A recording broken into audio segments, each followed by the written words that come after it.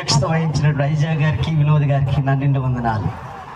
దైవ లేఖనములో నుండి ఎపిసీలకు రాసిన పత్రిక, భక్తుడైనటువంటి పౌలు గారు రచించినటువంటి ఎపిసీలకు రాసిన పత్రిక 5వ అధ్యాయం 22వ వచనం నుంచి ఇలా ఉన్నది. అందరూ వినండి, ఇది మత సంబంధమైనది కాదు. స్త్రీలారా, ప్రభువుకు వలె మీ సొంత పురుషులకు లోబడి ఉండుడి. క్రీస్తు సంఘమునకు శిరస్సై ఉన్న లాగున పురుషుడు భార్యకు శిరస్సై ఉన్నాడు. క్రీస్తే శరీరమునకు రక్షకుడై ఉన్నాడు. సంఘము క్రీస్తునకు లోబడినట్టుగా భార్యలు కూడా ప్రతి విషయములోనూ తమ పురుషులకు లోబడవలను. పురుషులారా, మీరును మీ భార్యలను ప్రేమించుడి.